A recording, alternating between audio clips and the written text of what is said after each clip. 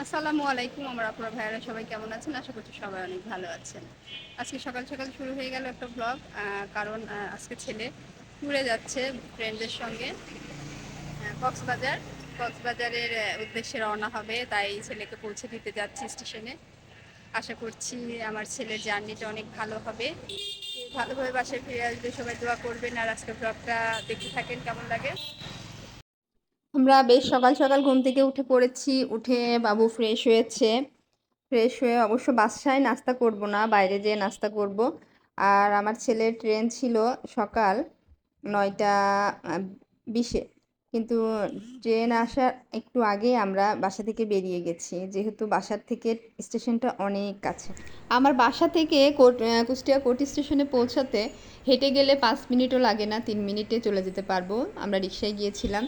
ওখানে যে এই তো নাস্তা করে নিচ্ছি আমি আর আমার ছেলে, যেহেতু সকাল সকাল নাস্তা না করলে তো আসলে শক্তি পাবে না। এই তো আমরা স্টেশনের কাছে দাঁড়িয়ে আছি, কুষ্টিয়া কোর্ট স্টেশন এটা। আমার ছেলে চলে যাচ্ছে, এই কারণে মনটা বেশ খারাপ ছিল। আমরা একটু আগে আগে পৌঁছে গেছি, ওর বন্ধুরা এখনও এসে পৌঁছায়নি।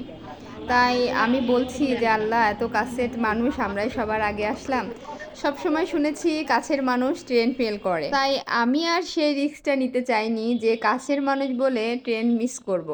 এই তো বন্ধুরা সবাই আস্তে আস্তে চলে আসছে। ছেলের বন্ধুদের সঙ্গে কথা বলছি। এখানে আরও গার্জিয়ানরা আছে, তাদের সাথে কথাবার্তা বলছি, এবং আমাদের একটা বড় ভাই ছিল, সে ছেলেদেরকে বুঝিয়ে দিচ্ছে ভাইয়া যে সাবধানে থাকবা, রেস্ট করবা। সব মিলে সব কিছু বুঝিয়ে দেওয়া হচ্ছে। এই যে ছেলেরা তো মহা খুশি, কিন্তু আমাদের তো মনটা খারাপ, কারণ বাচ্চারা দূরে চলে গেলে একটু খারাপ লাগে। আর সব থেকে বড় কথা, আমার বড় ছেলের জন্য জীবনের ফার্স্ট এই ট্যুরটা। জীবনে কখনো সে আমাকে ছাড়া দূরে কোথাও যায়নি, গিয়েছিল হয়তো বা আবার চলে এসেছে, কিন্তু লং জার্নিতে এই প্রথম যাচ্ছে। এই কারণে মনটা একটু বেশিই খারাপ ছিল। আপনারা অনেকেই জানেন আমার ছেলের এসএসসি পরীক্ষা শেষ হয়েছে। তাই এই সময়টা একটু বেড়াবে, ঘুরবে, এটাই সময়, কারণ এরপরে তো আর সময় পাবে না। এদিকে কথা বলতে বলতে ট্রেনে উঠে গিয়েছে আমার ছেলে, এবং আমিও বাসায় ফেরার পথে ভাবছিলাম যে একটু আখের রস কিনবো। আখের রস বা কুসুরের রস এক এক এলাকায় এক এক নামে ডাকে, কারণ আপনারা সবাই জানেন ইদানিং বেশ কয়েকদিন ধরে খুব বেশি গরম পড়ছে। আর অনেকেই বলতে পারেন যে আপু, এই সময় কেন কক্সবাজার গেল ছেলে এত গরমের মধ্যে? বিষয়টা হচ্ছে, ওরা পরীক্ষার পরপরই রোজার মধ্যেই ওরা টিকিট বুক দিয়ে ফেলছিল। আর যেহেতু টিকিট বুক দেওয়া হয়ে গেছিলো, আর ওরা বেশ কয়েকদিন ধরে প্ল্যান করছে, খুব বেশি এক্সাইটেড ছিল। কারণ এই বয়সটাই তো এরকম, আমরাও তো এই বয়সটা পার করে এসেছি, আমরা জানি। আমরা হয়তো বা এদের মতো এত স্বাধীনতা বা এদের মতো এতটা ফ্রিডম পাইনি, কিন্তু আসলে এই বয়সের একটা ব্যাপার থাকে, এই বয়সটা তো এনজয় করার বয়স। তাই একটু মাঝে মাঝে বাচ্চাদেরকে ছাড়তে হয়। তাই আমরাও একটু ছাড়লাম, যে দূরে কোথাও যাইনি। আর কক্সবাজার ট্রিপটা তো সবারই একটা স্বপ্নের ট্রিপ না?